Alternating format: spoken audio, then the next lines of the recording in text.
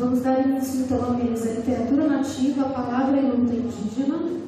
Queria agradecer a presença dos dois palestrantes, Olívio Jacupé e Jeguacamirim, Verá Jeguacamirim. Agradeço também o convite do CORE para mediar essa mesa, a figura da Lique Vunda, a professora aqui da Faculdade de Educação da Unicamp. Algumas poucas palavras antes de apresentar os palestrantes. É muito importante falar de literatura nativa ou indígena nos dias de hoje, não apenas por ser um gênero que tem crescido bastante, e a mostra disso é que temos aqui um pai e um filho, um rapaz de 15 anos, um jovem rapaz que é escritor, talvez o mais jovem escritor indígena do país, mas também porque eu imagino que aqui na plateia tem alguns professores da rede municipal, estadual talvez, gente que trabalha com educação, e a gente tem agora a Lei 11.645, que institui a obrigatoriedade do ensino de cultura, história, ou culturas e histórias, melhor falar no plural, indígenas. E eu acho que a literatura indígena ou nativa produzida por eles, pelos próprios indígenas, pode ser um excelente material para começar a trabalhar com essa criançada, com a molecada. E ninguém então melhor que os próprios indígenas para contar as suas histórias. E ninguém melhor que eles, que os escritores, para falar de sua própria produção. Eu vou apresentar os dois então. O Olívio Jacupé é escritor de literatura nativa, contos, poesias, romances e textos críticos. Mora na aldeia Brucutu, que fica na zona sul da cidade de São Paulo, Parelheiros, mas é natural do Paraná e foi lá que iniciou seus primeiros escritos aos 15 anos. Estudou filosofia na USP e é um dos fundadores da associação Emporã da aldeia Brucutu. Olívio é um dos primeiros indígenas a começar a produzir e publicar literatura. Autor de mais de 15 títulos, dentre eles trabalhos críticos, como 500 anos de angústia, publicado de maneira independente, do trabalho Literatura escrita pelos povos indígenas e de diversos títulos infantos juvenis, tais como A Mulher que Virou Urutau, escrito por Maria Querechu, publicado pela DCL, também o título Saci Verdadeiro, publicado pela Eduel, e um outro, Verá, o Contador de Histórias, publicado pela editora Peirópolis, além da organização do livro As Queixadas e Outros Contos Guarani, publicado pela editora FPB. Além de escrever, gosta muito de dar palestras. Aliás, já andou por vários lugares com essa missão, e teve a oportunidade de ir para a Itália 2 vezes, o que permitiu publicar uma coletânea em italiano. Verá, Jeguacamirim, tem 15 anos, é nascido na aldeia Brucutu, em São Paulo, e é filho do Olívio. Nasceu e cresceu ouvindo histórias. Publicou 2 livros. O primeiro, Contos Curumins, Guaranis, pela FTB, e Kunumi Guarani, editado pela Panda Books. Jeguacamirim ficou conhecido ao participar da abertura da Copa de 2014, quando exibiu uma faixa que levava a mensagem de demarcação das terras indígenas, em forma de protesto, aproveitando que as câmeras do mundo todo voltavam-se para o Brasil naquela ocasião. Hoje, Jeguacá é, além de escritor de livros infantis, compositor e cantor de rap, e usa as palavras cantadas como forma de divulgação da luta dos povos indígenas, principalmente relacionada à demarcação das terras. Então, vou passar a palavra para os palestrantes, a gente vai ter em torno de 40 a 45 minutos, e depois eu te abro para as perguntas. Bom, ela já falou quase tudo, então eu vou tentar resumir algumas coisas que talvez eu lembre. Antes disso, o Verá também vai se apresentar um pouquinho, em André, para daí vocês terem uma noção de quem que é ele, né? E depois vocês vão conhecer melhor quem ele é, o que ele faz. Caro Batman, caro irmão, chama Tireu Verá Jeguacamirim, e chama Tireu Guapucutu, e corre chama escritor e uma recorde 15 anos, e chama a Jonathan Oripepu, a Tirai, minha depois de Japão que com TV, namanya a Joaquim Tireu mostrar literatura nativa e o Ajapara fora o Jocanha, ore guai ore cultura aqui no Pijuape crítica já por aí, né, de ver o mais ore de botar aí manifesto do Japão baca para que já mahati para praia hapo aluta. Deu para entender o resumo que fez? Tudinho? Quem não entendeu, tem que procurar no Google. No Google nós tem todos os comentários lá que ele fez, né? Bom, ele fez um pequeno comentário, depois a gente vai conversar mais para vocês entenderem o que ele quis dizer com tudo isso, né? Bom, eu sou o Olívio de Jacupé, como ela já falou, a gente mora numa aldeia, nós somos uma comunidade de Guarani, temos aproximadamente umas 300 pessoas na aldeia. E eu fico contente de ter sido convidado para vir falar um pouco sobre a literatura nativa, porque a gente acredita que a literatura é uma forma também da gente mostrar conhecimento de um povo. Então, se você tem conhecimento para mostrar sobre o seu povo, então a gente pode escrever também a história. Então, hoje a gente sabe que tem vários escritores indígenas no Brasil, né? E um deles, vocês estão vendo aqui, tem meus livros, tem o Verá, eu tenho outro filho também que é escritor, e tem vários outros espalhados por aí. Então, isso é importante, porque quando eu comecei a escrever, em 1984, eu era garoto também, e eu não via escritor indígena. Então eu nunca tinha visto falar de escritor indígena naquela época. E daí eu tinha aquela curiosidade de escrever. Vamos escrever alguma coisa porque naquela época a gente via falar muitos problemas que aconteciam no Paraná. Muitos problemas de invasões, sem terra invadia, poceiro, fazendeiro. E a gente via muito problema. E daí eu imaginava que a gente poderia escrever as coisas para poder fazer crítica. E naquela época eu era pequeno, tinha sido assassinado um índio cangane chamado Ângelo Cretão. E naquela época a imprensa falou muito, e eu falei, nossa, podia escrever um livro sobre a história da morte do Ângelo Cretão.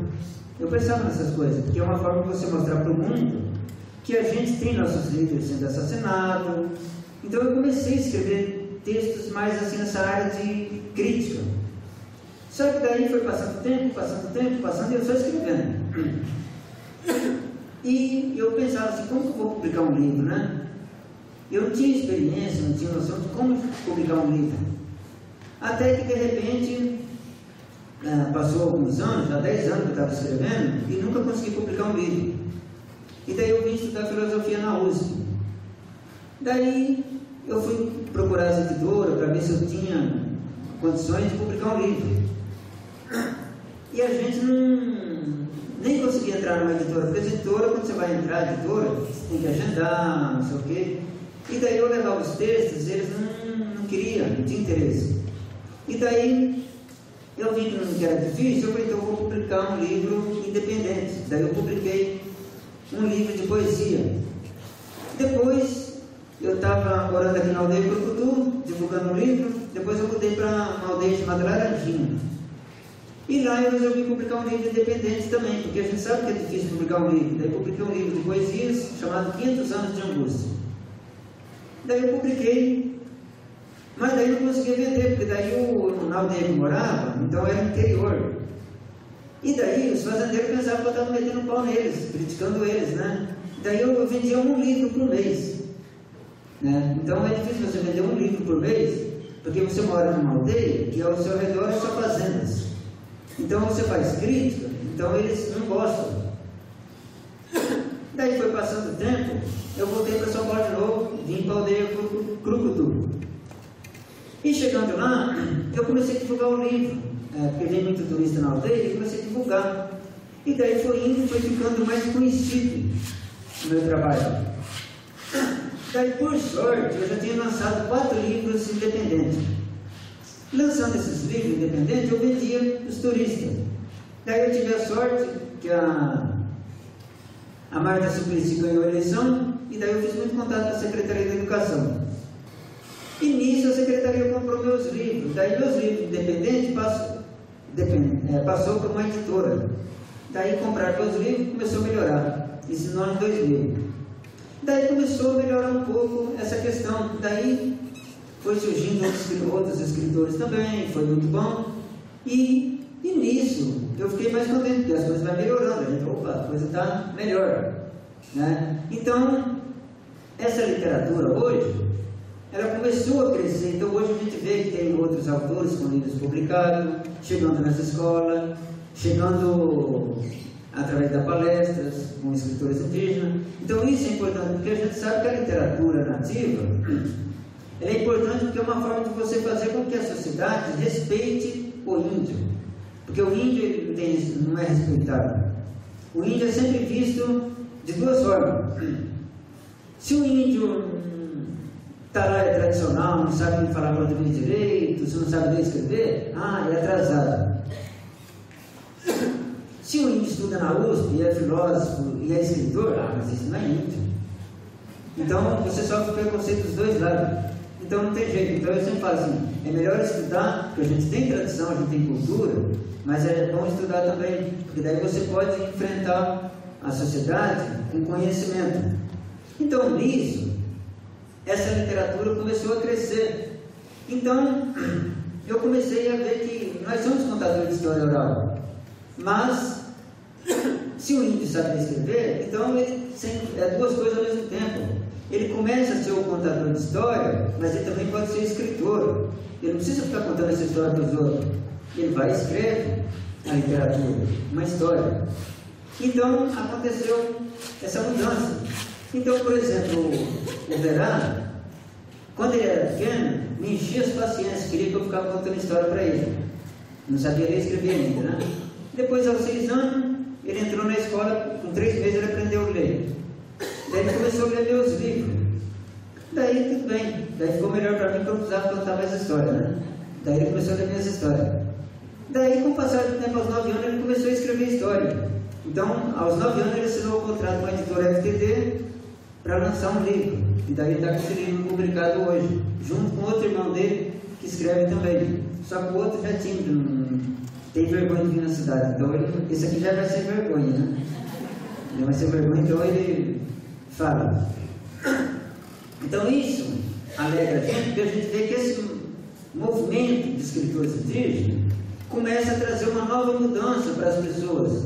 Porque no Brasil, o que acontece? A sociedade, em geral, ela não tem conhecimento de como que é a cultura de uma etnia.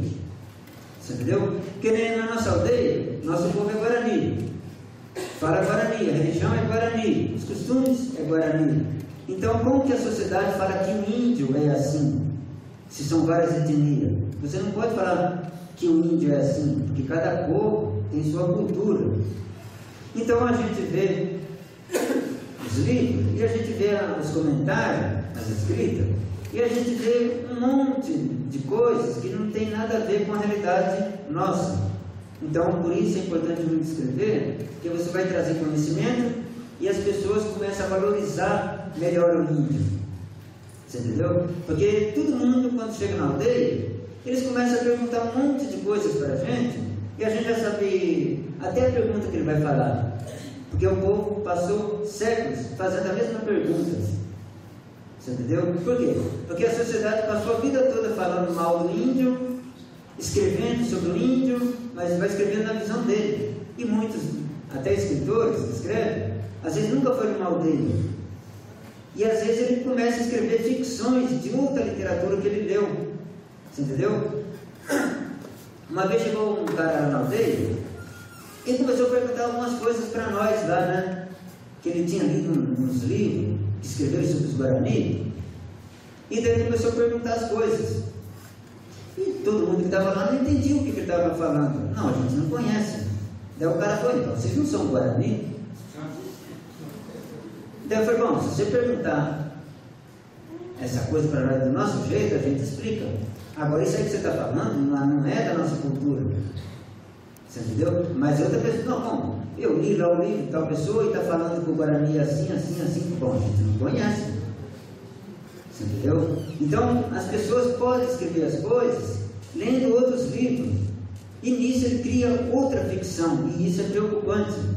Porque você pode trazer problema. Você entendeu? E como a pessoa não tem noção, ela vai criar uma ficção exagerada. E daí vai causar mais preconceito ainda. Então, por isso que a literatura, o que a gente escreve é na visão Guarani. né? Porque eu sei do Guarani. Então, quando eu vou falar, eu posso explicar. Agora, eu não posso falar do Xavante, porque eu não sei como é que é a cultura dele. Você entendeu? Porque se eu escrever alguma coisa lá, o Xavante olha, não é assim. Você entendeu? Então, eu tenho que entender. Eu tenho que viver lá na aldeia Xavante para me entender. Agora, se eu nunca fui lá na aldeia Xavante, como que eu vou falar coisas dele e depois ele lê e fala, não, mas a gente não pensa assim. A gente nunca fez isso. Então, o mundo Guarani, a gente tem noção, a gente tem os rituais à noite, então a gente escuta o pajé conta as histórias, então as pessoas vão aprendendo desde pequeno. Por que a gente faz isso? Por que faz aquilo? Né? Que nem, por exemplo, a mulher que virou brutal. É uma história que a gente conta para mostrar como que é, por que a mulher virou brutal. Mas tem uma história. E no mundo do branco, a gente fala assim, que o povo fala a lua. Jati quer dizer lua, né? Mas Jati, a gente fala o Jati, porque Jati é masculino. E no mundo ocidental não. No mundo ocidental é a lua, é feminino. Então você tem que entender a cultura Guarani, para daí você falar por que a mulher virou brutal. Mas você tem que entender e viver lá dentro, são crenças nossas, né? Tem um personagem nosso, não sei se vocês conhecem no Brasil com outro nome, chamado O Saci, né? Saci, Monteiro Lobato.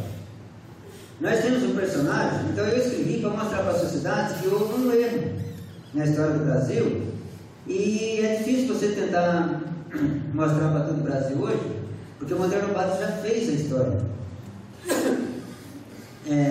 Então veja só, Saci Pererê. O que aconteceu no Brasil que a história mudou e agora a gente tem que tentar corrigir o erro que veio do passado? Veja só o que aconteceu. Na época da escravidão, os negros amarram o rabo do cavalo, faz as coisas, faz um monte de coisa para vincar os senhores de engenho. E no outro dia, o senhor de engenho quer castigar os negros. Daí os negros vai e fala que não foram eles que fizeram aquilo, que quem fez aquilo foi um neguinho de uma perna, né? Só que daí os negros na época não falam o nome desse neguinho. Daí pega o personagem indígena que chama Jati Jaterê. Essa é a palavra certa, Jati Jaterê. E essa palavra Jati Jaterê, porque o Jati Jaterê no Guarani é o protetor da floresta. E esse neguinho trazido na crença africana também é o protetor da floresta na África. E eles trazem junto na crença. Então eles falam que é o neguinho que fez isso, mas não fala o nome. Daí pega o nome indígena, Jati Jaterê, e joga na história e muda tudo. Porque daí as pessoas não entendem, daí começa a falar esse neguinho com o nome Guarani, Jati Jaterê. Só que o branco, na época, não consegue pronunciar o nome Guarani. E no lugar de falar Jati, ele fala Saci. Então pode procurar a palavra africana, não existe essa palavra Saci, e nas línguas indígenas também não existe a palavra Saci. E o Jaterê, o branco também pronuncia errado. No lugar de falar Jaterê, ele pronuncia e entende Pererê. E a palavra ficou famosa, Pererê. Então você pode olhar, supermercado Pererê, lojas Pererê, viação Pererê. Entra no Google lá que vocês vão se assustar de tanto pererê que tem no Brasil. Fazendas pererê. Então o pererê que explodiu, um monte de coisa. E a palavra, por coincidência, ela é Guarani. Falaram errado, mas estava dentro da palavra. E o que é pererê? Daí, por isso o meu livro, eu coloco, tem um livro, eu coloco assim, Ajuda do Saci, mas não tem pererê. Tem outro livro lá chamado O Saci Verdadeiro, mas não tem o pererê. Porque se eu for falar isso na aldeia, os índios vão ficar rindo. A turma lá na nossa aldeia vai ficar rindo.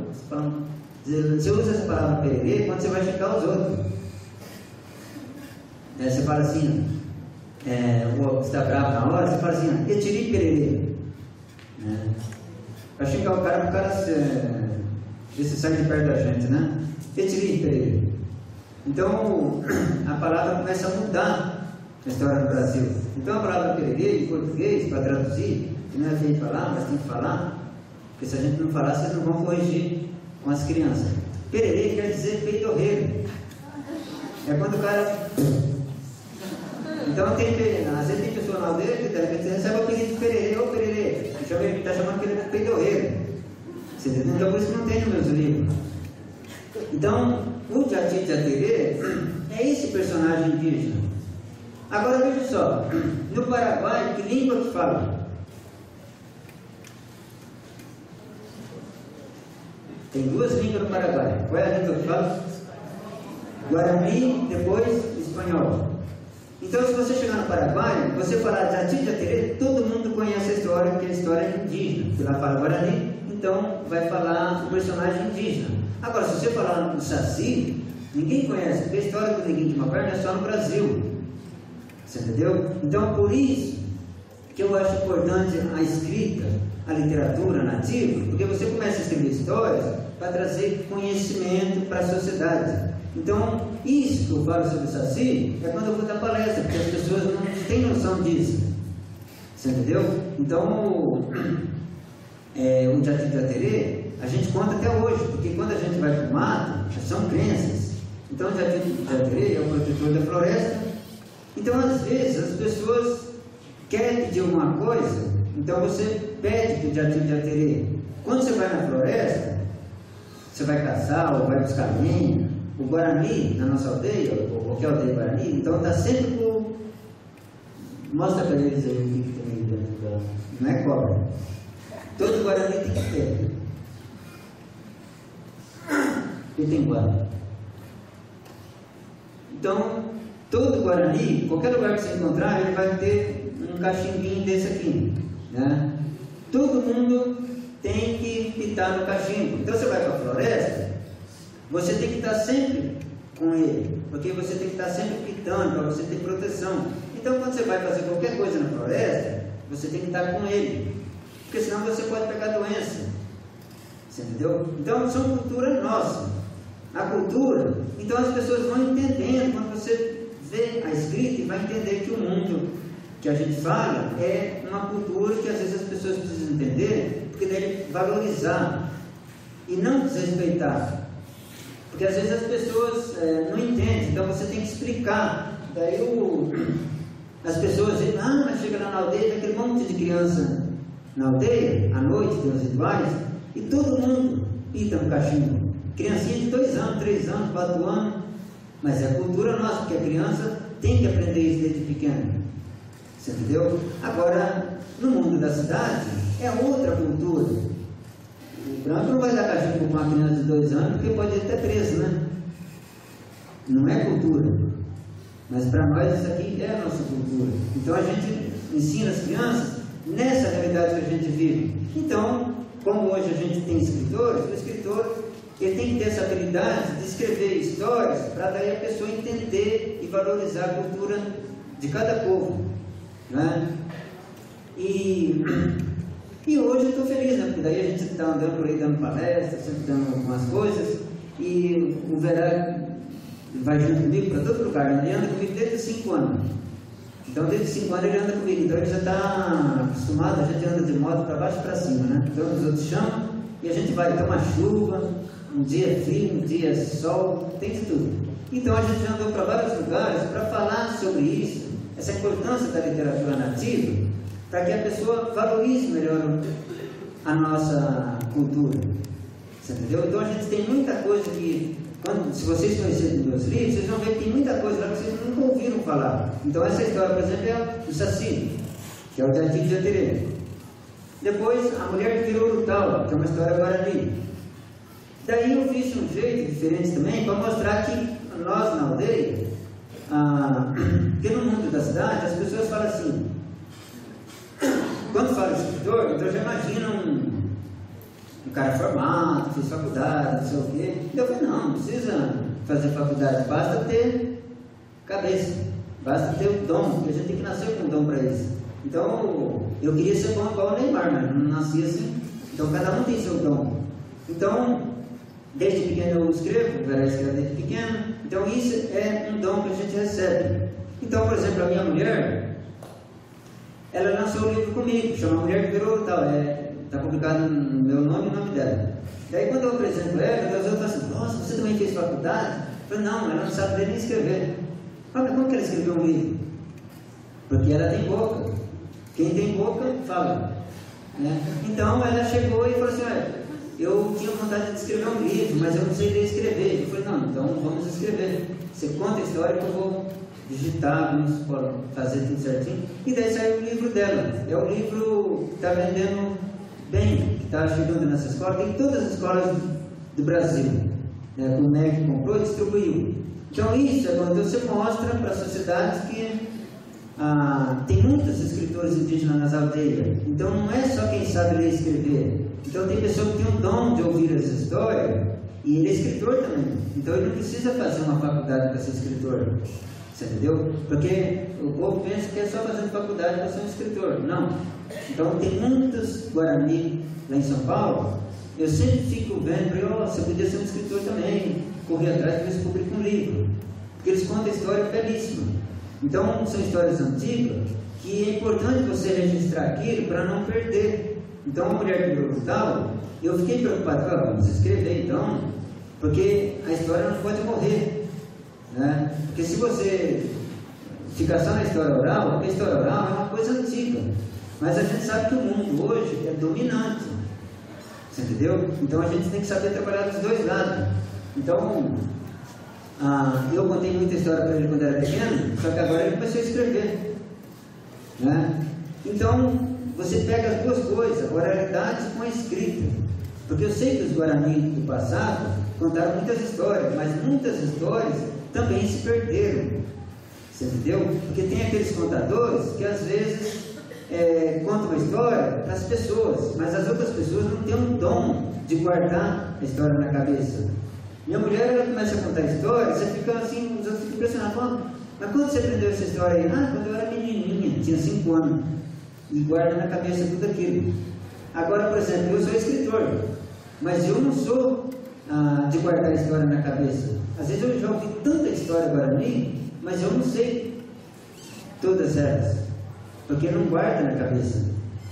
Você entendeu? É igual, por exemplo, eu sou poeta, eu escrevo poesias, mas eu não tenho o dom de guardar as poesias na cabeça. Já ele é o meu computador, ele lê minhas poesias e guarda na cabeça. Daí eu não sei, eu sou poeta, mas eu não posso declamar uma poesia para vocês porque eu não sei. Eu só escrevo, a inspiração vem na hora, eu escrevo. Então, para me descansar um minuto, daí vai declamar uma poesia minha para vocês. 500 anos de angústia, a poesia. Hoje, o que mais se vê falar, através das grandes mídias, é sobre os 500 anos do Brasil. E eles querem comemorar, pois nosso povo indígena não tem o que comemorar, pois desde o primeiro dia em que os portugueses pisaram aqui nesta terra, o que posso dizer é que nosso povo entrou numa grande enroscada. Com a chegada deles, começaram a pegar doenças, nossos rios e matas sendo mortos, nossa cultura sendo desrespeitada e nossa gente sendo assassinada, pior que os animais. E o que aconteceu em 1500, no dia de hoje, também acontece. É por isso que fico angustiado todas as vezes em que a mídia fala em comemorar os 500 anos, que para o nosso povo indígena foram 500 anos de angústia.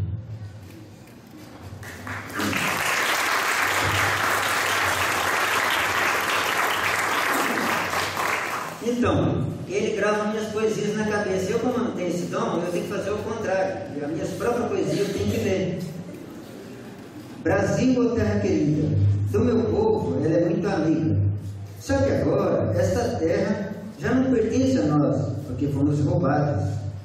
Se essa terra estivesse ainda em nossas mãos, não haveria poluição, nem matas, nem destruição. E os animais viveriam porque eles são bons. Hoje a terra está nas mãos dos brancos capitalistas. Só que eles não sabem viver como irmãos. Por isso, poucos são donos e muitos passam fome. Então,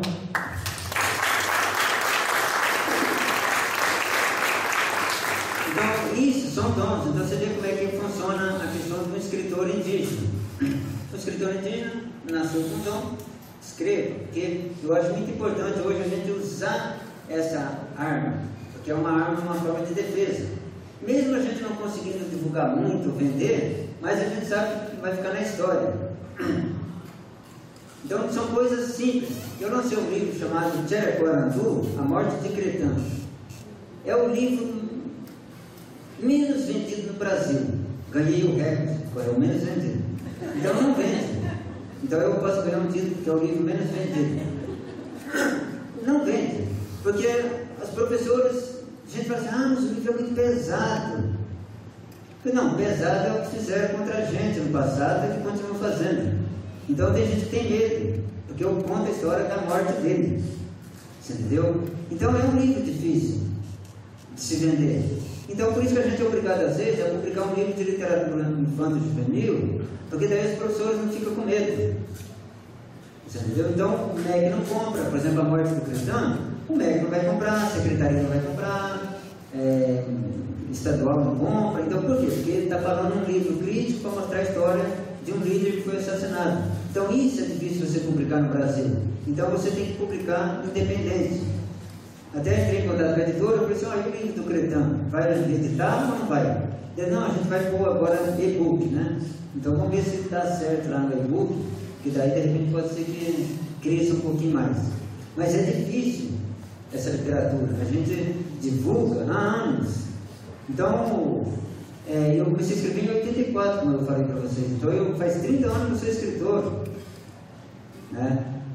Então, mas a gente está na luta, batalhando, divulgando, para poder tentar mostrar essa cultura, essa problemática que acontece. Mas a gente sabe que é difícil, porque nem todo mundo está interessado. Então, hoje a gente fica feliz porque houve um crescimento, houve uma melhoria. Então, universidades vão e procuram gente. Né? Então, vou dar um exemplo para vocês. A gente sabe que tem vários escritores. Cite o nome de alguns escritores que temos no Brasil. Pode gritar alto, não tem problema, eu escuto. Hã? Não, indígena? Indígena. Daniel Munduruku. Quem mais? Eliane Potiguara. Cacaverá. Só os três? E eu faço parte disso aí também? Vocês estão me vendo? Olívio de Cupé, Verá de Bacamirim, quem mais? Iaguaré, Jair, lá da Macuxi. Quem mais? Eliane Potiguara, Gerard lá de São Paulo, Carlos Papá, que é um escritor que tem lá em Boracéia, Itaoca. Quem mais? Então a gente tem, se a gente for ver no Brasil, eu calculo que tem hoje aproximadamente uns 50 escritores indígenas. É pouco em vista dos milhões que tem em São Paulo, no Brasil, né? Mas a gente está começando. Então a tendência é crescer, porque hoje, como tem escola nas aldeias, então a tendência é surgir mais escritores. Porque tem pessoas habilitadas para isso, com dom. Só que está faltando às vezes oportunidade, porque às vezes as pessoas não chegam nas aldeias para chegar aí para dar uma força para esse índio aí, porque o cara tem dom. Né? Então a gente precisa também de apoio, porque eu vejo toda aldeia que eu vou, eu vejo algum índio lá que tem um dom de escrever, tem outro que tem um dom de desenhar, mas às vezes eles não conseguem chegar numa editora. Então eu já tentei ajudar alguns. O que eu fiz? Eu tentei fazer um jeito de lançar livro de antologia, para a gente apoiar eles também, e a gente dá um empurrão, né? Porque é difícil você publicar um livro, não é fácil. Então a gente está na luta há anos, você manda os trabalhos, e depois agora vem esse problema da crise, a crise também complicou para a gente, porque com essa crise daí diminui a compra de livro, diminui a publicação, então está sendo uma coisa muito difícil, tá? Bom, eu sei que a gente vai ter um tempo, eu não sei se a gente já falou demais, porque a gente dá umas mudanças para poder 10 minutos. Então é o seguinte, o Verá, todo mundo já sabe quem que ele é, né? Eu vou apresentar melhor para você saber quem é. Então, ele é o garoto que fez parte da abertura da Copa, que saiu com uma faixa escrito demarcação. Alguns viram. Quem mais viram foram os europeus, né? Que saíram no mundo todo e no Brasil foi escondido. Então, a Globo não mostrou, e então por isso muitos não viram. Mas a Europa viu, então, quando saiu na abertura da Copa, daí no outro dia, em seguida, cedinho, encheu de imprensa lá na aldeia e a gente se assustou, né? Que veio gente do mundo todo para filmar o Verá. E nisso, daí, os europeus andam procurando sempre ele para divulgar essa palavra de demarcação, porque os europeus querem saber o que é demarcação. Então eles vêm, fazem entrevista com ele, já explica o que é demarcação, o que ele fez, por que foi feito isso, quem foi que negociou isso, porque eu também não sabia. Eu fiquei sabendo só quando eu levei um susto também. Foi negociado com ele escondido, eu também não sabia. Então foi os Guarani da aldeia vizinha, que sabia que ele ia fazer parte da abertura, e chamou ele e falou assim: olha, Vera, você tem coragem de fazer um ato escondido? Daí ele falou: pode deixar que eu faça. E os outros Guarani ficaram com medo, né? Então, como sabia que ele ia estar lá, então foi negociado, fez uma faixa escondida e levou. Só que a FIFA fica de olho, escondendo, observando, para ver se não tem nada de errado, né? E daí ele foi obrigado a trocar as roupas, vestir um short, coisa, uma camiseta. E nisso ele foi obrigado a entrar no banheiro e escondeu a faixa na cueca. Então ele escondeu e foi. E daí quando tem os vídeos, eu também não sabia. E daí quando ele entrou na abertura da Copa, se vocês verem os vídeos que tem, ele é o único que está assustado, que está assim. Porque os garotos entraram seguindo a regra. Então todo mundo entrou, normal. Só que todo mundo vê o vídeo, o povo ficou assustado. Tem uma coisa errada, porque ele chega e entra e está ali, assustado. E todo mundo vê que está assustado. Aí ninguém sabia o que estava acontecendo. Só que daí, quando ele soltou a bomba, o Galvão não mostra mais nada. Daí corta, porque na hora que ele soltou a bomba, em seguida ele já puxou, outra pessoa que ele estava armado, né? Daí ele arrancou a faixa e levantou e ficou andando. Só que daí a Globo não mostrou. Como a Globo não mostrou, daí o Brasil não ficou sabendo. Só que a Band mostrou na hora. Daí, enquanto o Galvão falou: olha, o povo está aplaudindo a bomba, mas não estava aplaudindo ele, que ele soltou a faixa e começou a andar no campo. E daí o mundo todo viu. Ásia, África, Europa estava vendo. Então por isso que explodiu lá fora. E daí eu não sabia que tinha acontecido isso aí, porque eu estou assistindo a Globo também. Eu também não sabia. Porque eu estava assistindo a Globo, porque a Globo tinha ligado para mim e falou assim: olha, seu garoto vai sair na abertura da Copa. Então esse cara, eu fiquei esperando as ligações, porque eles queriam falar comigo, né? E depois eu vou ter que assistir para ver o que vai acontecer. E daí no fim a Globo não mostrou, eu também não vi. Daí quando foi 10 horas da noite, um cara me manda uma foto no Facebook. Eu me susto, olha, verá uma faixa. Não vi nada disso. Daí no outro dia, explodiu no mundo todo, né? E daí começa a sair a faixa na internet, e daí em 6 dias houve mais de 100 mil compartilhamentos no Brasil todo, né? E por isso daí começou a explodir todo mundo. Os europeus querem saber essa frase de demarcação. Então a frase está explodindo na Europa, porque eles vêm pesquisar e querem saber a palavra. Daí conta história, que é uma luta indígena, que os povos estão sempre em luta para poder demarcar as terras indígenas, e essa é a luta dos povos indígenas. Então por isso que agora a gente anda com a camiseta também, para mostrar a demarcação, que é a faixa que ele... E depois ele começou a escrever rap. E o rap também é sobre demarcação, né? Então por isso que ele participou do programa Criança Esperança. Ele passou 4 domingos aí no Fantástico, e a Globo chamou ele, entrou em contato comigo e queria ele de qualquer jeito, né? E queria que ele fosse com a camiseta da demarcação. Então vamos para lá. Então a gente ficou lá tranquilo. Então todo lugar que você não precisa falar, mas basta você ter uma frase escrita de demarcação, mas eles têm que ver. Então é uma forma. Então hoje você pode também escrever, você pode falar, você pode cantar, né? Então eu fico contente porque mesmo a gente estando aqui hoje, eu estou até com vergonha de estar falando aqui, porque a gente sabe que os Guarani estão ocupando a FUNAI de Itanhaém, e eu não pude ir para lá hoje, mas a gente mandou uns da nossa aldeia para lá, né? Então é chato a gente estar aqui e os outros estão lá na luta, né? Então, mas mesmo assim a gente faz a parte da gente que é falar sobre a demarcação, que é a luta nossa. Então faz 15 anos que a gente está lutando para ampliar as terras da nossa região, né? Então é difícil porque o governo bate de frente. Então a primeira vez que foi aprovado, então o governo do estado foi lá e bateu o martelo e assinou contra.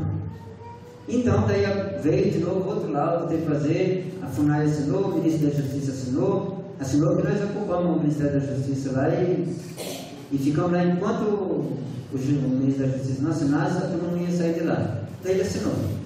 E para ver um pouquinho que a demarcação é uma coisa importante, pode aprender através do rap. Então você fala, mas gente cantando rap? Sim, você pode descobrir as coisas boas do branco também.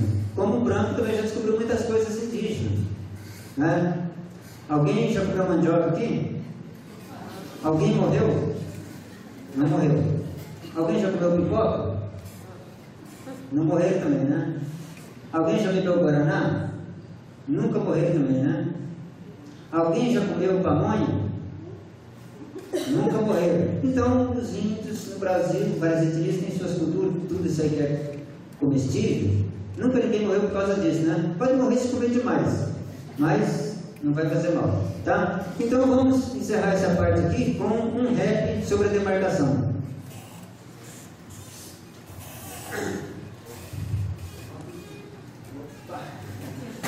Falar um pouquinho. Meu nome é Vera de Guacamiri, sou mais conhecido como de Guacamiri. E como MC, eu sou economia MC, né? E eu faço rap para mostrar a nossa cultura e a nossa realidade. Porque hoje, as terras indígenas, os indígenas estão sofrendo muito por causa do preconceito e várias coisas, né? E é por isso que a gente tenta mostrar a nossa realidade através do rap e através da literatura nativa. E tem várias formas de se manifestar. E é por isso que eu escolhi a escrita e o rap, né? Vou cantar um pouquinho, né? Se quiserem. Quer que eu cante? Então todo mundo tem que bater uma palma aí.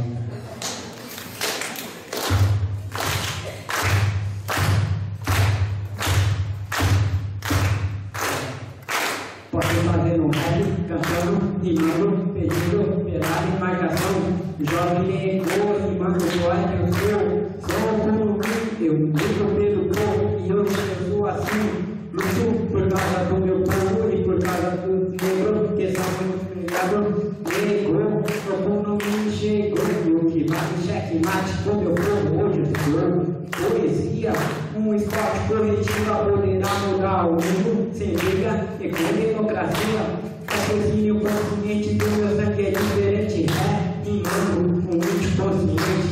Rap indígena, meu povo me inspirar.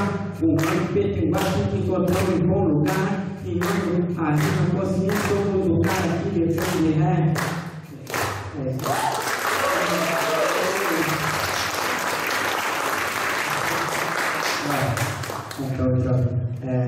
Então, aí na luta, sempre alto astral, que é tudo por direito. Queremos mais respeito. Guarda e brigar, já te foi, já lutar. Quando com respeito, porque esse é meu lugar.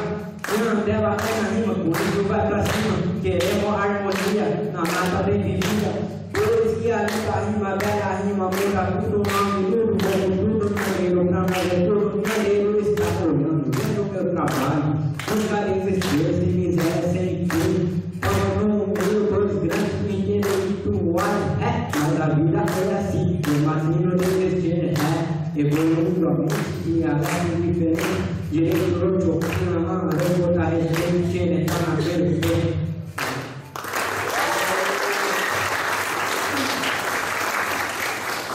Bom, vocês viram que a gente falou da literatura e agora um pouco do rap. Então é uma forma da gente usar como forma de defesa.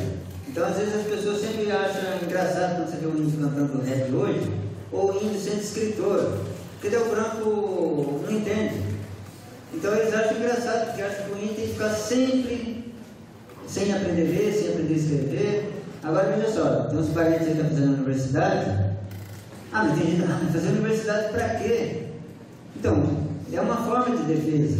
Então, se você tem essa oportunidade, então tem que aproveitar, né? Então, é através da escrita, ele através da escrita e do rap. Eu não canto porque eu não sei cantar mesmo, então se eu cantar, vocês nunca mais vão querer me ver. Então é melhor não cantar, tá bom? Então eu acho que agora é o momento das perguntas, e depois vai ter um lugar ali que vai ter uma venda de livros, que vai ser explicado depois. Eu trouxe esse livro 500 anos de angústia, que não tem nas livrarias. E esse livro aqui, Literatura Escrita pelos Povos Indígenas, tem a foto do Verá aqui com 5 anos, então ele já andava comigo, então o danado já começou cedo. Agora ele já está velho, já está com 15 anos. Tá bom? Então pode perguntar, não tenha medo. A primeira pergunta me mata de curiosidade. Você falou tanto da mulher que virou o cacau, que agora eu estou morrendo de vontade de ouvir essa história. Alô. Certa vez, havia 2 índias, filha de um morador da aldeia, e tinha uma índia que ela ficava olhando toda noite para o jardim. E ela ficava olhando, nossa, como é lindo o jardim. Se eu pudesse, eu queria casar com ele. O jardim ficava olhando. E sempre escutando, toda noite ela falando, olha, se eu pudesse, eu queria casar com o jardim, muito bonito. Daí o jardim falou assim, eu vou descer para ver essa danada aí, que é bonitinha mesmo, não aproveita e fala. Daí ele desceu, só que ele pegou e se transformou num índio velho e feinho. Daí ele desceu, chegou e foi conversar com essa índia bonitona. E chegando lá, falou que era o jardim que veio conversar com ela para casar com ele. E daí ela se assustou, nossa, mas eu pensei que ele era bonito, mas ele é feinho. Daí ela ficava despistando e saía de perto dele, não queria casar com ele não. E o jardim ficava insistindo, queria casar com ela, e nada, e era só fugindo. E a outra irmã dela ficava com dó de ouvir aquilo. E toda vez ela desprezando ele e nada. Daí ela chegou e falou, não, se você quiser, começar com o jardim, se você quiser, eu caso com você, eu não vejo problema. Só que você é velhinho, feinho, normal para mim, não tem problema nenhum. Você é um trabalhador, bom. Daí já te ficou feliz de ouvir aquilo. No que ele ouviu tudo aquilo, ele pegou e se transformou num índio bonito. Daí falou, agora nós vamos embora, você vai casar comigo, nós vamos embora. Daí a mulher ficou assustada e falou, caramba, mas ele é bonito. Ele tinha se transformado em velhinho só para me enganar, para ver. Daí já te, pois então agora a gente vai embora, e você vai comigo e nós vamos morar em outro lugar.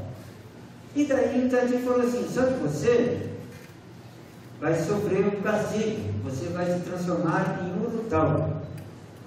E daí o Tati foi embora e levou sua esposa. E essa mulher que desprezou o Tati se transformou em Urutau. E todas as vezes que chega na época de verão, lá na nossa aldeia, a gente escuta o Urutau. Então ela canta, como é o canto do Urutau? Quem já ouviu o canto do Urutau?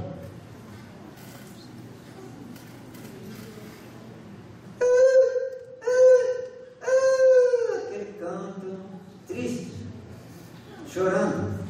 Uma vez até chegou gente lá na aldeia escutando de tardezinha e fico pensando que é um índio que estava batendo na mulher, né? Falei, não, é uma ave que está cantando.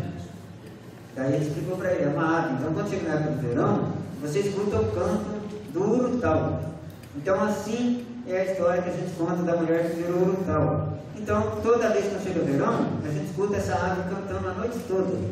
Dá dó, porque ela fica chorando, ela vê o lua. E ela olha para lá e escuta, a gente escuta o canto dela chorando. Então é assim que a gente ensina as crianças a aprender a história, né? E o Urutau canta nessas épocas. Então, quando você chega à época de verão, assim, tiver aquelas luas, você escutar o canto do choro, daí você pode olhar que você vê o Jati, o lua, e depois você pode olhar que tem uma estrelinha do lado, aquela lá é a esposa dele. Aquela é a esposinha. Daí aqui na cidade, o povo tem que chamar de... acho que é estrela d'alva, né? Ela é pequenininha. Aqui fala estrela d'alva. Ela é a mulher do Jati. Então essa é a história.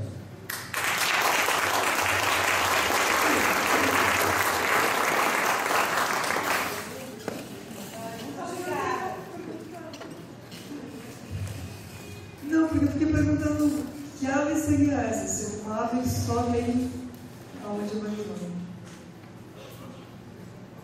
Repete, que ave é e você só tem aonde eu vou falar? Fiquei curiosa agora. Que ave é essa? A ave. Essa ave, ela tem principalmente na região do norte do Brasil, mas lá em São Paulo a gente escuta ainda o canto dela. É uma ave considerada em extinção. Ela tem pouco no Brasil. Ela é uma ave que é difícil você ver. Eu mesmo nunca vi, mas eu escuto. Minha filha já viu uma vez lá, mas é muito difícil você ver porque ela te engana. Ela não quer ser vista, porque ela não quer. Então ela tipo assim, você vê uma árvore e daí de repente ela está sentadinha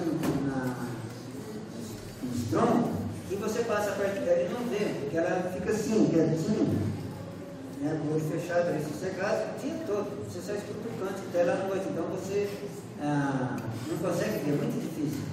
Então você aperta no Google, imagem, aperta o Urutau, que você vai ver ela. É muito difícil, a TV Cultura conseguiu uma vez filmar o Urutau, mas é coisa rara você ver. Não sei se alguém aqui já viu. Quem já viu, levanta a mão. Levante, mais 1, 2, 3, 4. É difícil, entendeu? Mas quem conseguir ver, olha, tá? Eu conheço como Urutau. É Urutau, é só apertar o Urutau no Google, você vai conhecer. Eu conheço a sua história sobre a sou Kátia da Universidade Estadual do Paraná e eu tive bastante contato com autores indígenas, porque eu sou professora de literatura infantil juvenil e a literatura indígena, pelo seu caráter oral, né, acaba se aproximando muito da literatura para jovens e crianças. Então eu conheço alguma coisa, inclusive a sua história, a verdadeira história do Saci, que eu contei uma vez que eu fui falar sobre a literatura indígena. E me surgiu aqui uma pergunta, talvez boa, não sei se alguém já questionou essa versão indígena, porque pelo que você falou, essa é a verdadeira versão. Né? No entanto, também a versão do Monteiro Lobato é consagrada. Não sei se ela foi colocada em xeque alguma vez ou foi bem aceita essa outra versão.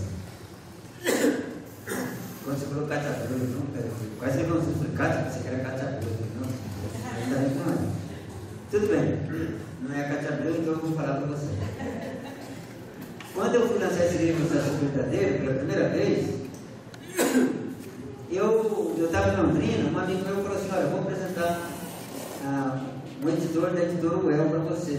Daí agendamos lá. Daí ele era muito ocupado, os caras, daí ele falou assim, mas no horário eu fui lá.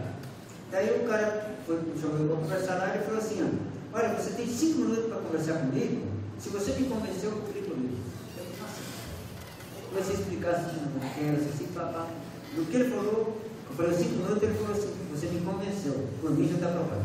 Agora só depende dos outros da editora. Daí foi aprovado, só que daí a editora ficou com medo. Daí falou assim, vai ter que fazer um documento para 2 antropólogos assinarem, comprovando que a história do seu conto é verdadeira. Daí mandou para Betilinda, em São Paulo. E mandou no Paraguai, eu não sei se é Bartolomeu Piriato, alguma coisa, ele é um antropólogo lá do Paraguai, e mandou para ele. Em uma semana já veio a resposta do Paraguai. Daí você pode publicar que a história é verdadeira. Então no Paraguai eles conhecem o Jati Jatiré. Então foi tira e queda. E quando chegou aqui em São Paulo, daí a Betimindra assinou também, daí foi publicado, porque os caras com medo, contar uma história diferente. Então, as pessoas se assustam, porque isso que eu estou falando são coisas raras, porque a história do Jati Jatire são crenças nossas que é contada até hoje. Você entendeu? E eu transformei na escrita para tentar mostrar essa diferença. Então a gente tem dois personagens, você entendeu? Só que às vezes ela não foi explicada. Então os dois existem, o neguinho de uma perna e o saci indígena. Então a gente usa a palavra saci porque hoje ficou conhecido, mas ele tem nome próprio, Jati Jatire. E o neguinho de uma perna, quem é? Quem sabe? Não. O nome é africano. Porque quem for no Candomblé, quando eu dou palestra para a turma do Candomblé, eles falam assim, verdade, eles sabem dessa história. Ossain. Ossain. Então é um personagem africano, só que eles tiveram que preservar o nome africano para não sofrer problema. Porque vocês lembram quando eles faziam cultos, aqueles cultos africanos, e daí o senhor de gentil queria castigar os negros, e os negros falavam assim, não se preocupa não, porque os caras tinham que pressionar para parar com aquilo. Então eles falavam, não se preocupa não, Iemanjá e Nossa Senhora é a mesma coisa. Foi uma forma deles usar como defesa, para não sofrer consequências. Agora veja só, pergunta para a turma do Candomblé se Iemanjá e Nossa Senhora é a mesma coisa. Não. Iemanjá é uma coisa, Nossa Senhora é Nossa Senhora. Iemanjá tem quantos anos? 5.000 anos. Nossa Senhora, no cristianismo, tem 2.000 anos. Então não tem sentido. Mas eles usou a palavra Nossa Senhora, que é a mesma coisa, para poder proteger Iemanjá. E hoje Iemanjá continua viva na história do Brasil. Normal. Então, para proteger o neguinho de uma perna, usou o nome indígena para poder se proteger. Então é assim que acontece essa história. Só que a gente precisa saber essa história, para daí não ficar acontecendo o que aconteceu. Então o Monteiro Lobato escreveu o livro, ele ficou conhecido, e hoje é difícil você, né? Até tem gente que trabalha com, tem eu falo assim, o criador de saci, né? E ninguém cria saci. Saci é uma entidade. Ninguém cria saci na gaiola, porque os outros falam a propaganda aí, né? Eu falei assim, bom, se você, alguém falar que tem saci criado na gaiola, chama a polícia. Chama a polícia, porque não é saci não. Porque saci não tem como você prender na gaiola. Porque uma entidade, ela é superior a gente. Então como você vai prender ela? Então, o saci é o protetor da floresta, tem poder. Então, como você vai aprender? A gente é inferior a ele. Então, por isso que a gente tem que aprender essas histórias para entender. Mas eu sei que é brincadeira o negócio de criação de saci, que é só para contar as lendas, né? Mas não é que cria, ninguém cria saci na gaiola. Só para você saber, eu conheci a sua obra através de uma professora da PUC do Paraná, a Janice Tiel. Ela fez uma tese de doutorado sobre a literatura indígena brasileira comparada com a literatura indígena americana. Então foi aí que eu conheci a sua obra, isso já tem uns 7, 8 anos, acho que tem até mais. E também a do Daniel Munduruku e de outros nomes com que ela trabalhou. Quer dizer, a sua obra no Paraná também já está bem conhecida. Eu fico contente, porque eu sou paranaense, né? Então, de vez em quando eu vou para lá. Como é o nome da pessoa que fez doutorado? Janice Tiel. Ela é professora de literatura americana. Então ela fez a. Então, eu fico contente, porque a gente sabe que às vezes tem pessoas estudando o trabalho da gente, né? Tem pessoas na França que trabalham, tem na Itália, tem nos Estados Unidos. A gente está no mato, mas a gente está com o nome espalhado por aí, né?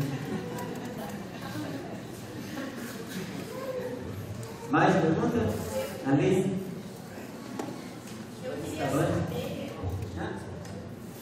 Oi, eu gostaria de saber o que te motivou a escrever o primeiro livro. Você disse que sempre teve muitas dificuldades. O que te motivou a escrever? Então, quando eu era pequeno, então como eu falei no começo, eu via muitos problemas naquela época e eu gostava de ler. Então eu comecei a perceber que a gente também, eu tinha dom para isso, mas eu de repente eu comecei a escrever e não parei mais. Então eu achava que, através da escrita, a gente podia defender a própria causa. Então foi vendo muitos problemas. E um dos problemas foi a morte desse líder, que foi assassinado em 1984. Você entendeu? Não, desculpa, 1900. Se não me engano, acho que foi em 84 mesmo que ele morreu. 84. Alguma coisa assim. Então isso me incentivou a escrever. Então por isso que eu falei, eu comecei com textos críticos, mas eu tenho muito trabalho crítico, mas não consigo publicar porque eu sei que o Brasil é difícil. Quem sabe um dia essa editora começa a abrir caminho, porque por enquanto está fechado. Então eles querem mais literatura infantil e juvenil. Por isso que eu falei, a mulher que eu dava é prato cheio. É o estilo que as editoras gostam. Mas eu queria uma coisa maior, entendeu? Uma coisa assim que falasse problemas. Como está acontecendo agora em Dourados, mata muito direto, ninguém mostra. Escrevam um livro sobre isso, a morte desse índio foi assassinado, vamos escrever. Mas a gente sabe que não vai ser publicado. Agora o que salva a gente é o Facebook. Você pode divulgar um pouco, porque se não fosse o Facebook hoje, ninguém nem sabia que os índios continuam morrendo. Entendeu? Então, quando eu escrevi um tema, as editoras não gostam, né? Daí estava escrito assim, ó, um tema que eu escrevi, a Índia estuprada. Ah, mas é muito pesado. Não, mas o que eu estou falando? Ela não foi estuprada? Mas tem uma palavra mais bonita, que vai tirar a solução do problema? Não, ela tem que ser uma certa, a Índia estuprada, esse é o tema que eu estou escrevendo. Uma Índia foi estuprada, eu registrei e transformei em conto. Ah, seria assim, a mulher que foi violentada, mas vai mudar alguma coisa? Ela continua estuprada do mesmo jeito. Então, por isso que é difícil publicar as coisas no Brasil. Então, tem que passar mais nessa área, mas um dia a gente chega lá.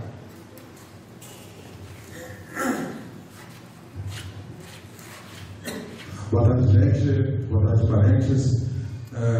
Meu nome é Absiré Chavante, eu sou Chavante oriundo do Mato Grosso, Aldeia Mucurá, faço gestão e análise ambiental para o Fiscal. Fui abençoado por entrar esse ano, né? E antes de pular para as perguntas, eu queria agradecer vocês pessoalmente na frente de todo mundo e saber que nós temos sim que ocupar espaços que são de direito nosso, sim. Nós temos que ocupar espaço na área de literatura, na área jurídica, na área ambiental, na área de saúde. Eu acho que o que falta para a gente são só oportunidades. Eu acho que, como os outros aqui, nós povos indígenas, povos nativos, somos seres humanos, nós temos nossa capacidade. O que diferencia uma pessoa da outra é só a gana, a força de vontade, só isso que diferencia a raça, não diferencia em nada. E falar também que quando o Samiri estava lá fazendo aquele manifesto, levando esse grito de muitas pessoas na questão fundiária, eu estava vendo o jogo, estava na aldeia, aí como eu tenho um pouco mais de conhecimento, por exemplo, nessa área de conhecer outros povos, eu expliquei lá para o meu povo Chavante quem era o menino, qual a origem, estado e tudo. E esse trabalho essa ação, essa atitude que o seu filho fez, que nós estamos fazendo aqui, eu acho que isso é o mínimo que temos que fazer. Nós temos que gritar realmente para quem está na ponta, nós temos que realmente falar para quem não consegue falar, nós temos que falar pelas crianças, falar pelos velhos, falar por quem ensinou a gente, falar por quem os deu força para estar aqui, é por eles que nós temos que estar aqui. E indo para as perguntas, eu não sei quanto tempo eu tenho, não sei se estão contando. É livre? Então vamos lá. Assim, parente, eu queria perguntar para vocês quais as dificuldades para a produção, para o fomento das mídias com diversidade, que é a sua área, por exemplo, a mídia literária.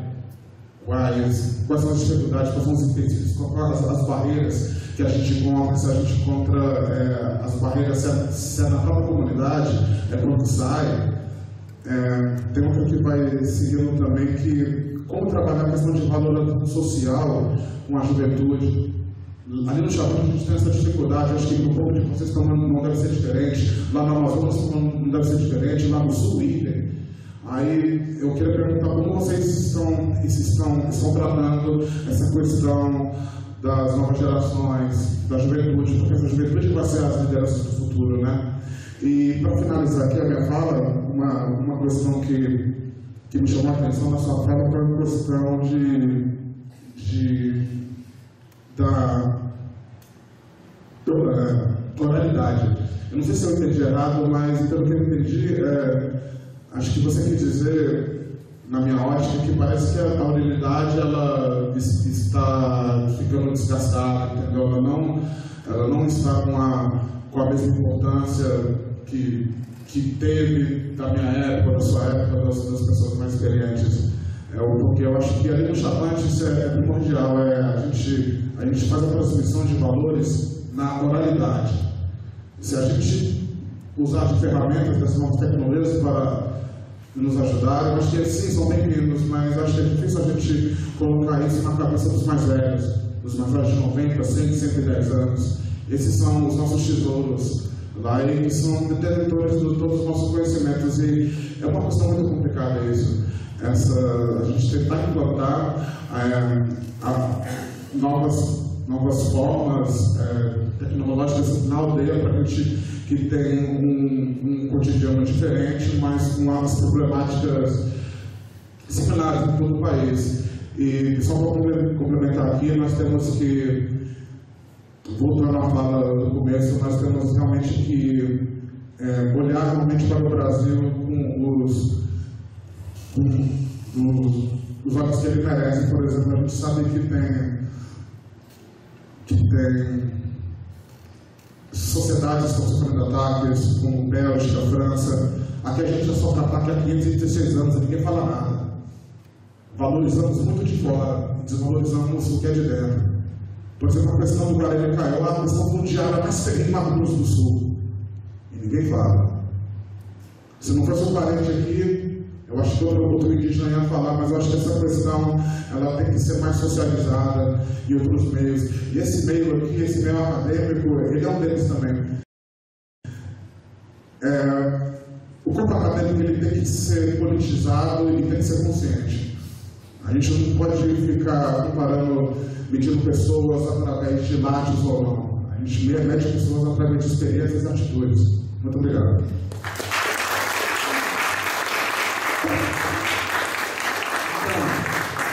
Ele falou que já está um livro, né? Se alguém gravou aí, já pode publicar um livro. Então, é muito importante, mas eu vou contar um negócio que ele não sabe também, se ele não sabe. Quando eu morava em Curitiba, eu fiz faculdade lá também, né? Na época eu era garoto, e a gente passou muita dificuldade na época. Eu morei com a família de Cangangue, na época é difícil você estudar uma faculdade, e eu morei com um Chavante, que ele era garotinho também na época, quando eu estava lá. Ele chegou em Curitiba com acho que 12 anos de idade. Não sei se você conhece, ele é meu amigo. A gente nunca mais se viu, porque a gente se separou para lá para cá. Ele mora em Sangradouro. Ele é filho do Henrique, que foi cacique lá na época, cacique. O nome dele é Cito Brouê. Fábio, o nome dele em português.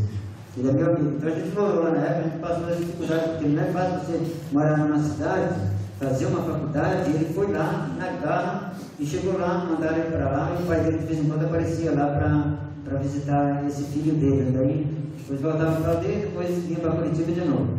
Nunca mais a gente se viu, mas eu vi alguns irmãos dele. Depois a gente estudei na USP, daí ficava lá comigo lá o Rio Parintí, que é Chavante também, que é meu amigo. E agora lá perto da nossa aldeia tem uma família de Chavante que está morando lá perto, lá.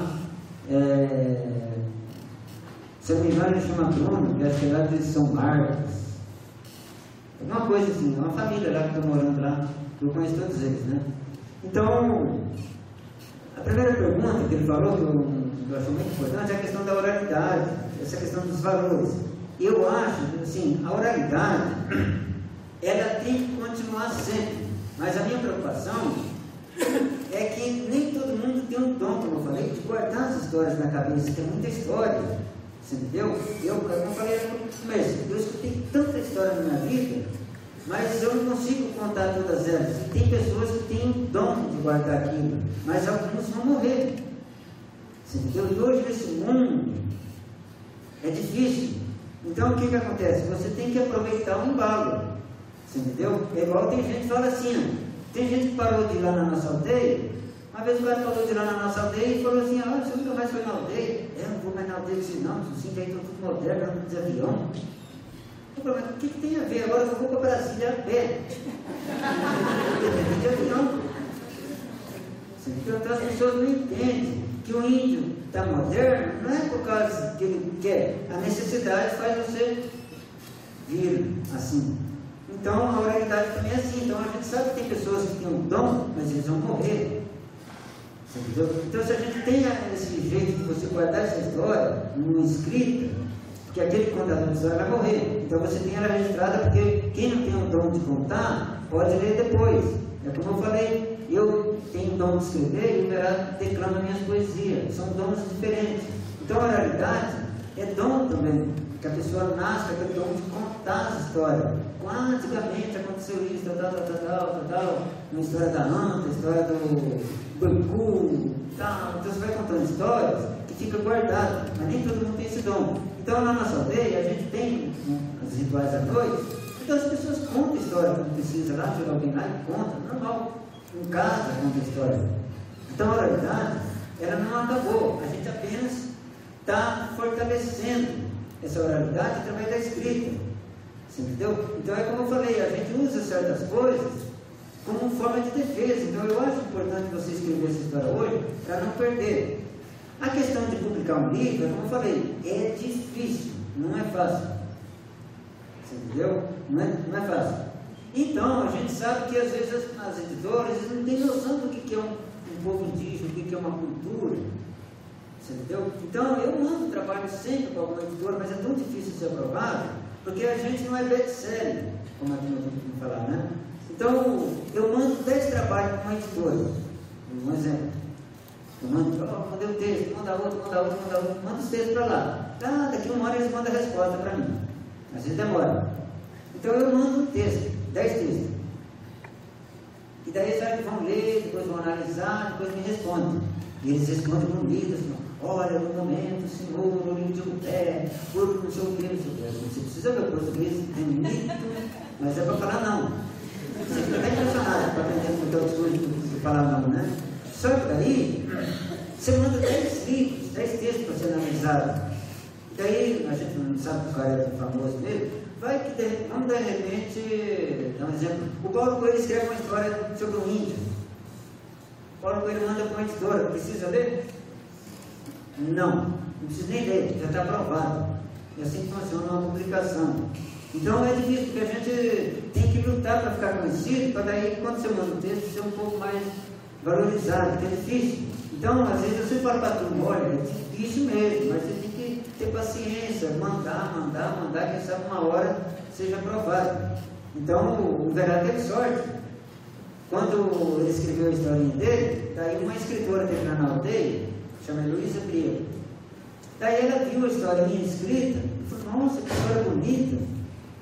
Daí ele falou assim, eu posso publicar na Folha de São Paulo, porque não sai os números lá, na Folhinha? Pode, tá, beleza. Daí saiu na Folhinha de São Paulo, se não me engano, no sábado ou domingo, por exemplo, na Folhinha. No que saiu no jornal no sábado ou domingo, quando foi na segunda editora, já mandou um e-mail para mim e falou assim, senhor, eu poderia vir aqui para a gente falar com o senhor? Tá, fui lá. A gente queria publicar o livro do seu filho. Acabou.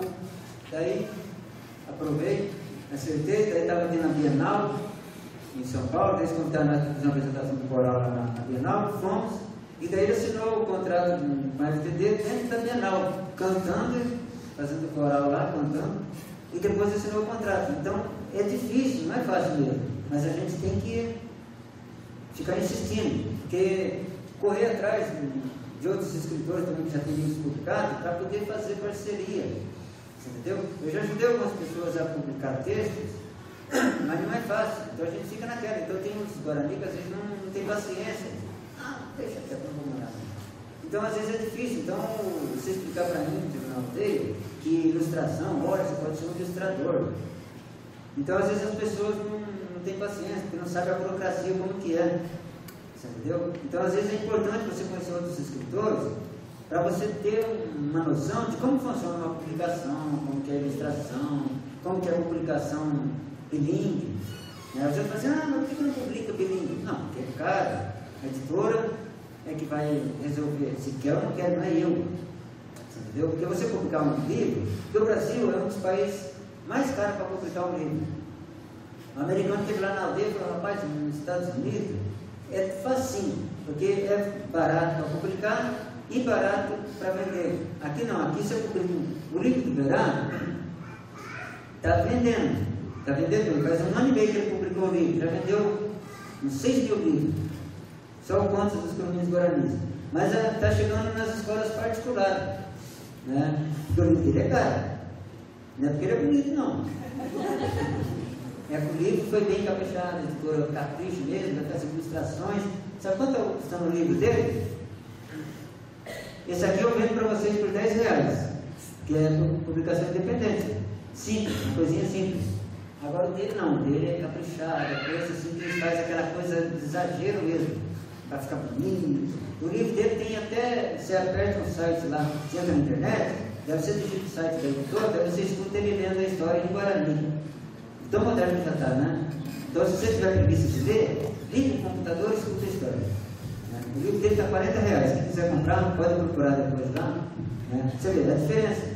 Então, é caro publicar um livro no Brasil. Então, a gente tem que ter um jeito desse país melhorar para baratear as coisas mesmo. Porque você pagar... Eu fui na Bienal, e aí você vê aquelas pessoas classe média, andando com os chiques livros. Eu gastei R$1.000 de compra, que livros lindos. Rapaz, eu fui lá na Bienal e comprei um livro. Estou esperando ver se alguém dá um de presente para mim. Você entendeu? Porque para gente que é da classe mais pobre mesmo, é impossível a gente comprar um livro de R$50. Eu fui pegar o avião de trás para viajar para o Rio, e daí a gente entrando na livraria lá, aí você só livros assim de alto, daí você viu livro de R$90. Eu falei, rapaz, R$90?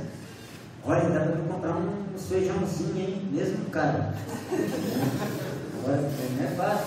Então, é difícil o Brasil. O Brasil é um país que, se a gente tem que melhorar a educação, tem que melhorar essa forma de publicação. Ser tudo barato, tanto para publicar quanto para vender.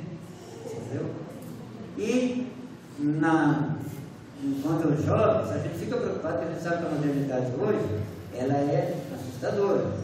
A gente tem alguns problemas nas aldeias, sabe que eu sempre estou orientando ele, quando faz isso, porque assim, porque o mundo é complicado. Nós estamos numa era que não tem mais volta, entendeu? É tecnologia, é conhecimento, então a gente tem que saber trabalhar com os jovens, porque se a gente não saber, é difícil.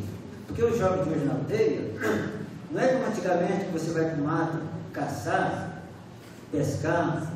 Então, 20 anos atrás, na aldeia nossa lá, então você via aquela tranquilidade, as pessoas com roupa simples, andavam descalço, normal.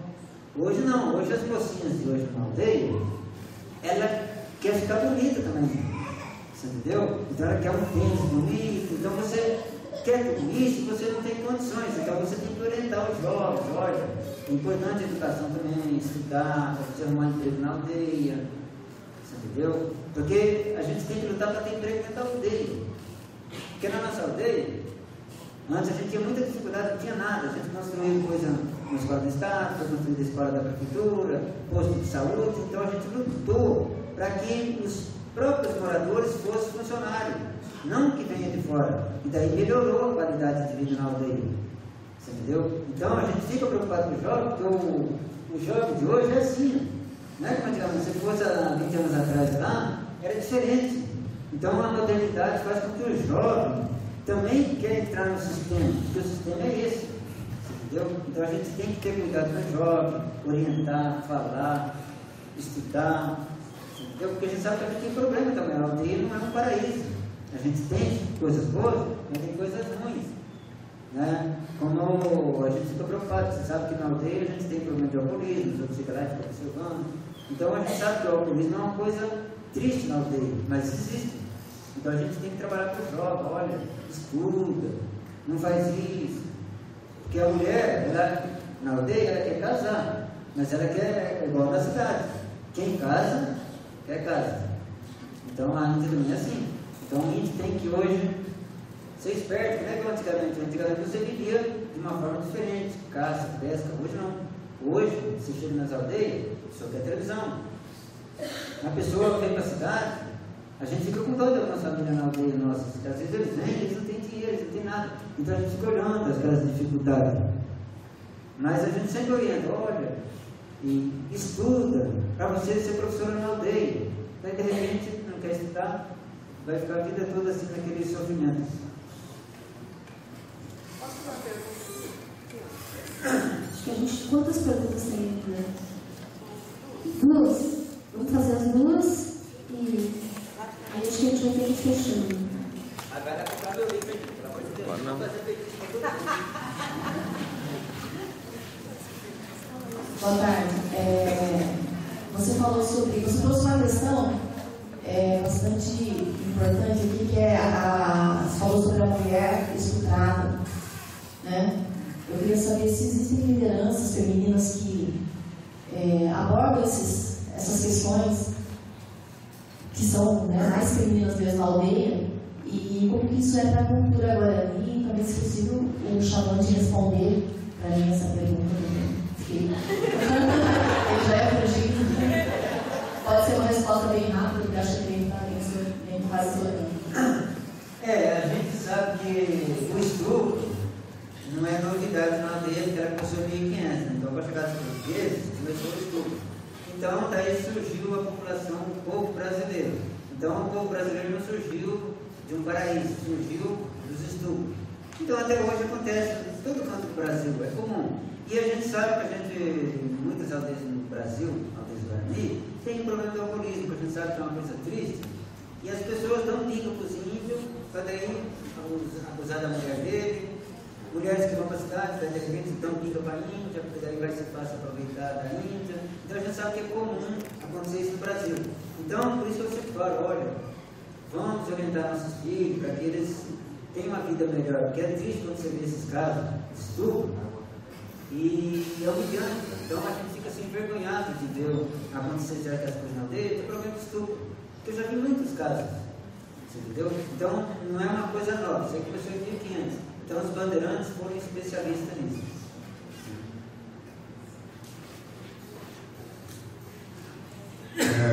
Assim, a questão de violência sexual entre o meu povo chavante existe isso, sim, claro, acho que como todos os outros povos nativos, comunidades tradicionais, só que antigamente, não há muito tempo, o meu povo tem pouco tempo de contato, ele tem apenas 60, 70 anos, né? E a gente usava essa forma de como se fosse uma forma de punição, uma forma de estudo.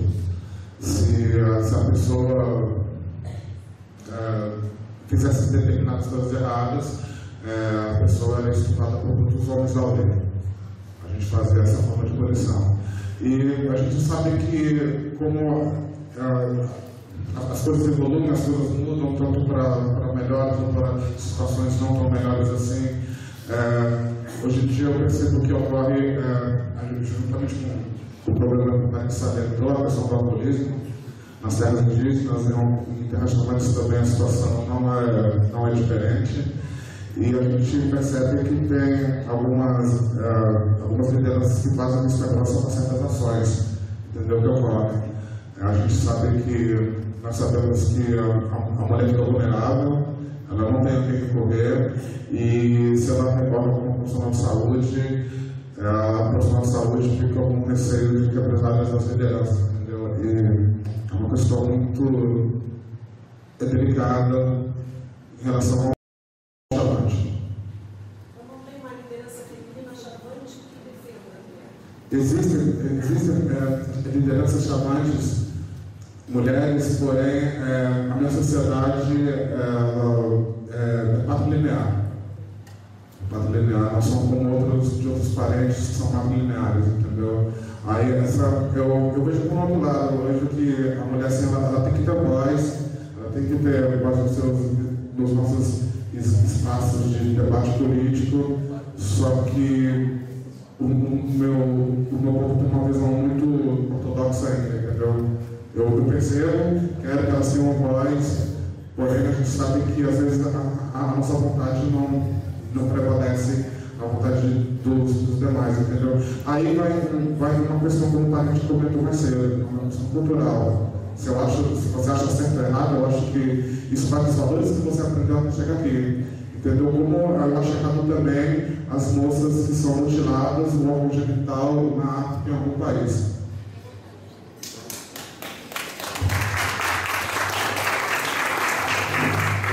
Bom, falando da questão da liderança, nas aldeias do Brasil, a gente tem várias mulheres hoje que são lideranças. Então a gente tem, por exemplo, na nossa aldeia do Cutu, então a gente tem as lideranças homens e mulheres. Então, por exemplo, na aldeia do Cutu, então faz parte do grupo da liderança, por exemplo, a minha mulher, então tem que ter cuidado para não apanhar, né? Então tem a mulher, depois tem a minha filha Teretu, que é a mulher, depois tem conhecido como o tio, que é a liderança da aldeia, e depois tem mais uns 4 homens. Então cada aldeia hoje sempre tem, então as mulheres estão crescendo muito nas aldeias, porque as mulheres nas aldeias estão fazendo a mesma coisa da cidade. Quem mais estuda são as mulheres, os homens ficam mais parados. Então no Brasil também é assim, quem mais estuda no Brasil são as mulheres. Então na aldeia está acontecendo isso também, está surgindo várias mulheres. E tem mulher cacique também, que está governando as aldeias. Boa tarde, eu não sei se tem muito tempo ainda, mas eu queria fazer uma pergunta também, queria falar um pouco da pergunta que fizeram. Eu sou indígena também, mantineiro lá do estado do Acre, da etnia mantineiro mesmo. A nossa etnia é matrilinear e patrilinear, né? Então na nossa região tem um movimento muito forte das mulheres indígenas, né, que estão lutando pelo espaço de liderança. Tem mulher pajé, na nossa etnia tinha mais mulher pajé do que homem. Então tem um movimento muito forte das mulheres indígenas que vem debatendo várias questões da violência sexual, da questão de gênero na escola, até mesmo nos espaços de debate, que antigamente era praticamente os homens que dominavam, né, essa questão da liderança. Enfim, mas o que eu queria fazer uma pergunta para ti, Parente, era, por exemplo, assim, na literatura indígena, assim, que a gente chama dos escritores indígenas, você fala que essa história voltada para os jovens, as crianças, é muito mais bem aceito, né?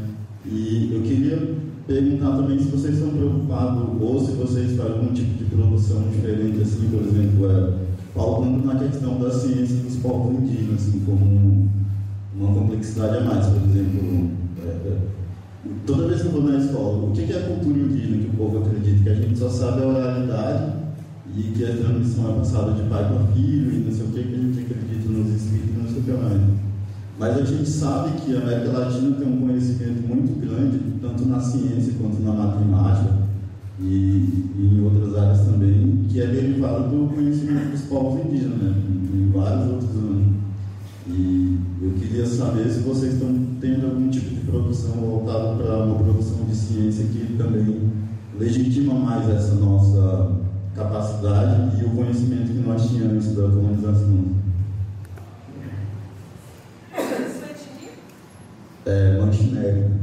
Mantinério.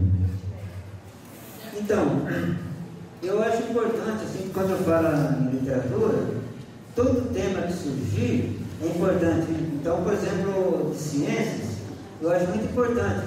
Mas a gente também tem que ter cuidado de quando falar tipo de ciência, porque os brancos estão de olho na ciência do índio, né? Então tem que ter cuidado. Por exemplo, eu vou dar um exemplo.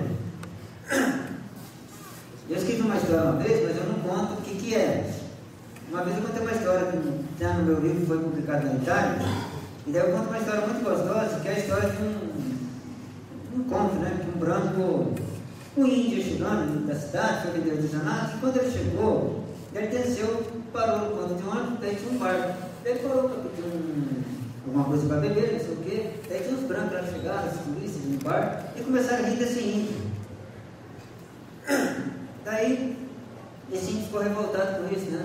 E só que esse branco era cabelão bonito, não sei o quê. Daí ele começou a falar para pegar esse branco, o cara que fez, Daí ele começou a falar de um remédio. E o Branco ficou curioso, não sei o que era um remédio para cabelo, não sei o que. Depois ficou curioso e caçou do índio, depois ele veio e comprou o remédio do índio. Só que daí o índio vendeu o remédio para ele, só que depois nunca mais ele apareceu no bar. Daí um mês depois, o cara do bar, o cara foi atrás desse índio lá no bar, o índio não apareceu mais lá. Porque na verdade ele pegou e tinha um conhecimento do remédio, e esse remédio daí ele passou na cabeça, e no que ele passou na cabeça, o cara ficou careca. Entendeu? Então, isso foi um castigo que o índio fez para vingar do branco, né? O preconceito que ele fez. Daí eu escrevi essa história, mas não falei, por exemplo, que bicho que é. Porque se você falar que bicho que é, os cientistas vão correndo para pesquisar essa ciência.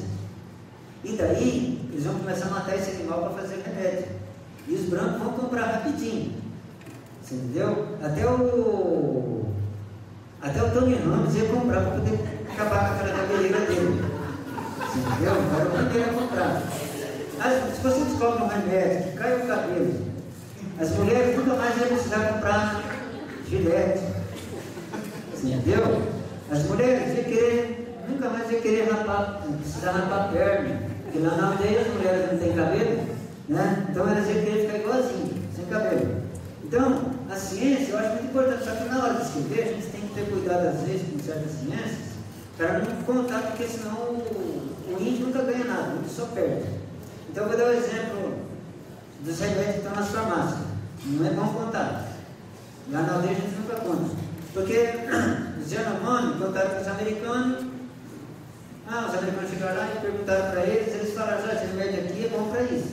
Eles queriam. Daí levaram para os Estados Unidos, os caras pesquisaram e viram que funciona, e hoje o remédio está conhecido no mundo todo.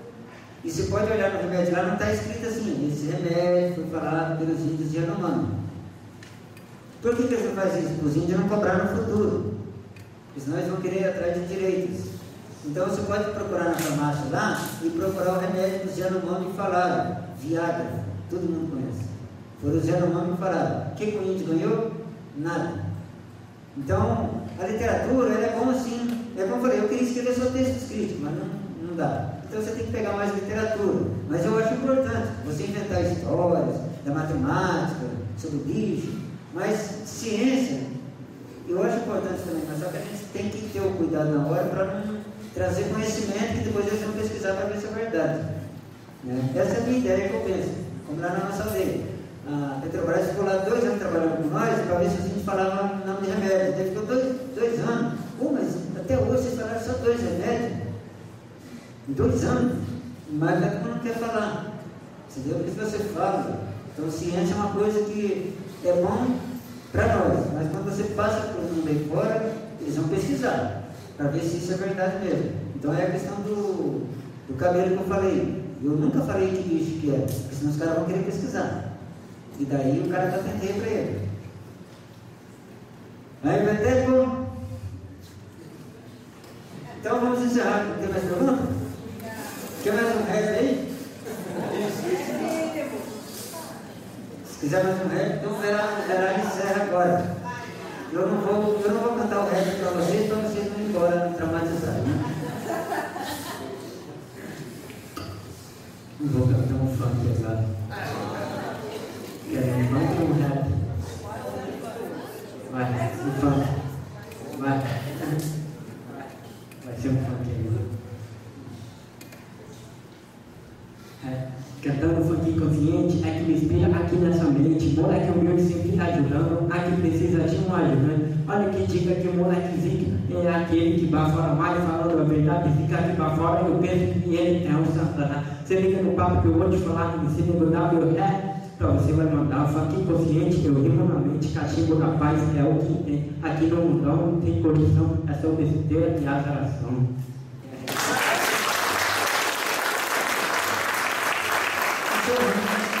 Pessoal, infelizmente a gente vai ter que encerrar essa mesa, está muito gostosa essa conversa. Eu convido vocês, a gente pode continuar essa conversa no lançamento do livro deles, na Casa do Lago. Aqui o centro de convenções vai fechar às 7 horas, então a gente pode ir caminhando juntos, conversando até lá. Queria agradecer a presença de todos, agradecer a presença dos palestrantes. O livro chegou a cá.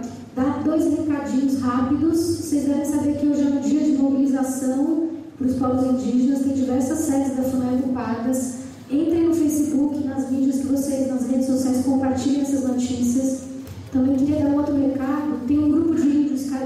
Chocó de Alagoas, que vem já há uns 3 anos aqui para Campinas e fica um mês fazendo diversas atividades. Eles estão hoje num dia muito intenso de mobilização. Eles ocuparam uma rodovia perto da aldeia deles, protestando contra a reintegração de posse das terras que já estão demarcadas. Tem fazendeiros ocupando as terras demarcadas há mais de 10 anos. Então, quem conhecer os Cariri ou quiser compartilhar essas notícias, porque a mídia deles é a gente, não, quer dizer, a mídia dos indígenas e é o que a gente pode circular notícia. Então, no Facebook tem a Rede de Apoio ao Povo Indígena Cariri Chocó. Eu vou repetir, quem quiser anotar, Rede de Apoio ao Povo Indígena Cariri Chocó. Entrem lá e compartilhem essas imagens e tem um texto explicando um pouco o que está acontecendo. Agradeço o apoio de vocês e vamos seguir conversando na Casa do Lago. Obrigada.